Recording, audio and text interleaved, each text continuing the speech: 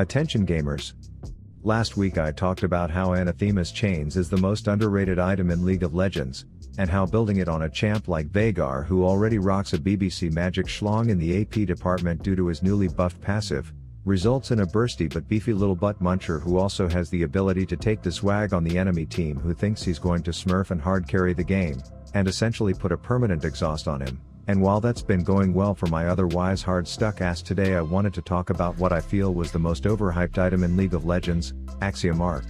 You see, when the new press on changes came out, there were two things making players think that Riot was smoking the good dope that night: Chemtank Drake, which was later agreed to have been the dumbest decision they've made since adding set to the game, and Axiom Arc, as the thought of resetting a portion of your ult cooldown on takedowns felt like it would make champs with game-changing ults ruin the experience, as you saw Reddit clips of ARAMs where MF was busting ults out more than dudes are busting nuts to her loading screen renders, and I too was busting, making videos on how it was going to be broken. But I've recently noticed that in ranked games I never see it build, and according to U.GG it's not highest win rate builds for any champ, including Nocturne Rengar or Pyke. And I think because of ability haste by end game, your ult is so short it's only reducing it by a few seconds, and if you build it too early you feel weak. And if you don't want to take my word for it, how about a pro LCS jungler? I feel like I don't like this item. I really don't think you need it.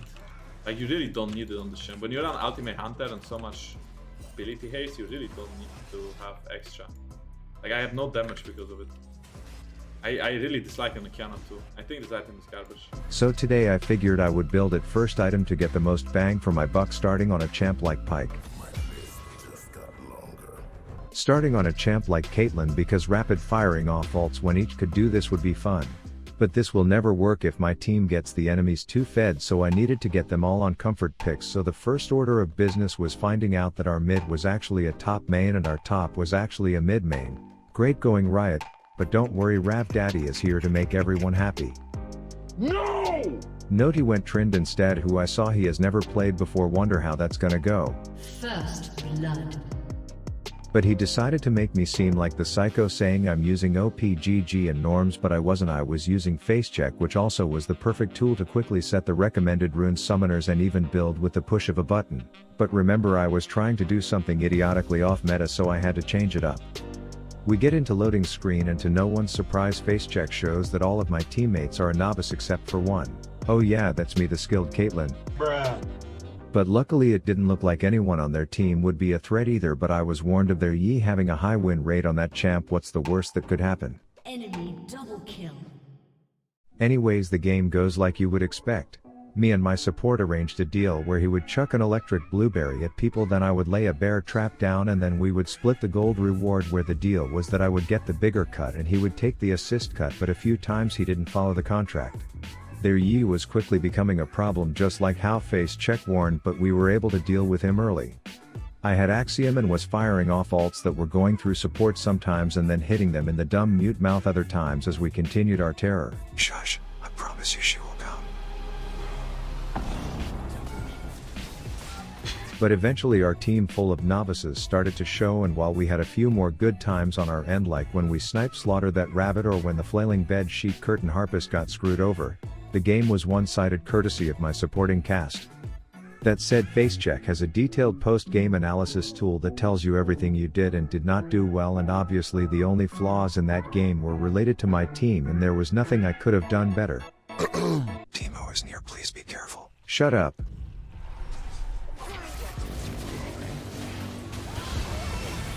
Anyways, I left things by saying I told you so, and if you want to have these game predicting tools like me, check my link in the description to get FaceCheck for free yourself.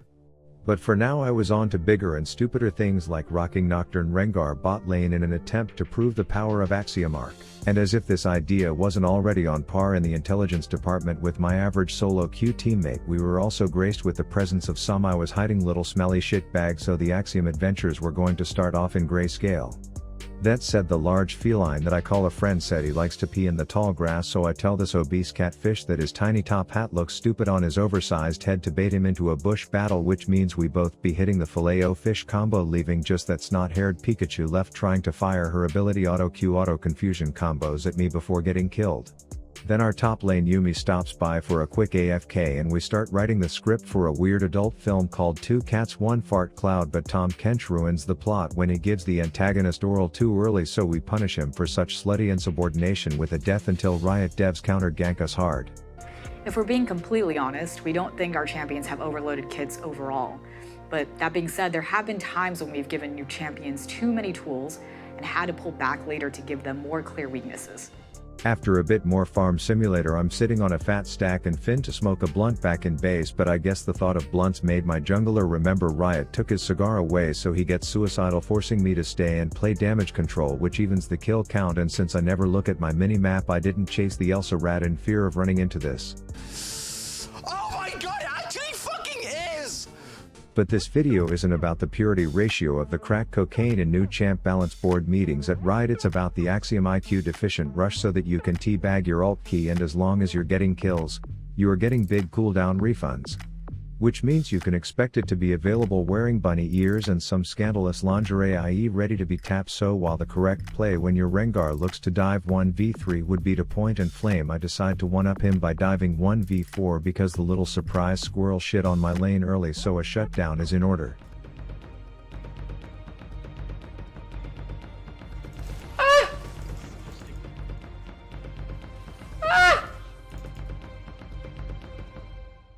Oh, and my Rengar also rushed Axiom, which meant that grape-stained enemy Ice Cap would have large eyeballs hovering her before two cats of various sizes and a pokey smoky crab claw come in to murder her. Then as I'm headed bot for some homicide, I start singing to my future victim. Just call my name, I'll be there in a hurry, you don't have to worry. To keep me from killing you, Zeri. Okay, pop quiz: what happens when I have Axiom? I see their Jace, I'm hoarding wards and I have no clue where the rest of their team is.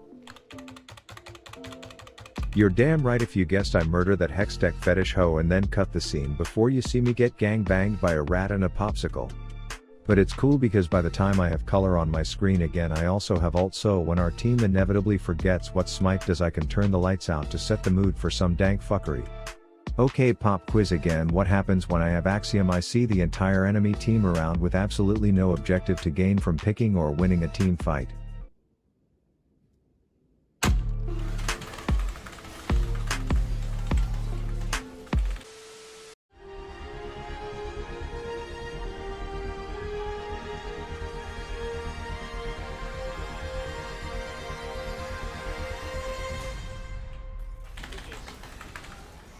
That said, Axiom Arc doesn't give me no mana, so they were just gonna have to wait for me to not be oomed before becoming doomed, and you already know where this was going. Anyways, this gave us a bit of privacy to circle jerk the giant river ween, and while it might have been intelligent to turn the lights off so that we don't get outsmited again, I chose to hang on to it so that when we saw their entire team I could. And you may be thinking you're having deja vu from any of my last 200 videos where I dive into 5 people and die, but today I bring you a plot twist where I cosplay as Jesus Christ himself. And if there are any Bible readers out there, you probably know that the very first thing he did after returning from the dead was murder a type 2 diabetic catfish in a top hat. And I think this blind normal bronze MMR game speaks for itself when I say every champ should rush Axiom Arc every single game.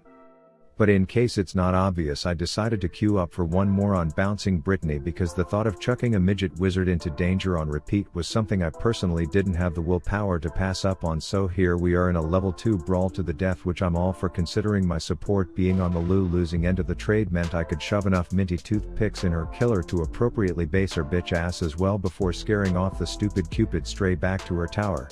Anyways, right after my 6th birthday, I'm already looking at that little weak Wanda tethered to me by a giant gob of saliva saying, "You already know what time it is." So long story short, she gets blasted into dat ash, turns into a small animal blow jobbing a pumpkin. The whole thing is a mess, and then I break the toothpicks off to secure my kill. This gives me Axiom, which is perfect because Chester the Jester is in town for some tomfoolery, so I suck pocket-sized Hermione up my anus and release her, which prompts a classic game of follow the flashing leader so that I can keep going bouncy Brittany spears on her ass until there's enough to be fatal, and voila. At this point their team's unreportable AFK player tells me her friend says hi, and to be frank, I never know what to say to this because do I know this friend? Is it my barber? Is it my father-in-law? Is it someone who once pissed in the same airport urinal as me? Did we share a pig roast in Barcelona together in the 90s? I don't fucking know who's your friend and how am I supposed to greet this mysterious being? Pop quiz: who wins the following fight? A feeding Aurelia who is 0-3 or a 4-0 Callista with her support rocking an admittedly troll build with both ignite and heal? If you answered it's a butt cheek clenching ordeal where we barely pull it out because of Aurelia things, then you are correct.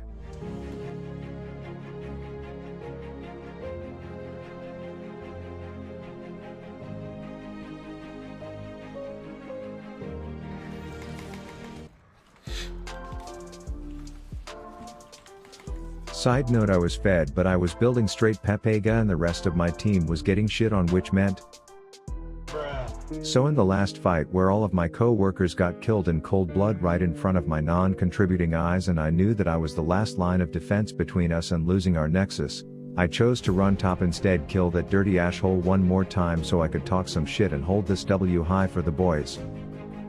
And Yumi's friend, if you are watching this. Hi. Rav out. Don't fuck with Ravi boy, I'm in your crib with the blappy boy, talk to me slick and I'm popping your pappy. If happy talk back then I'm taking your Grammy and boy oh boy I'll make her happy.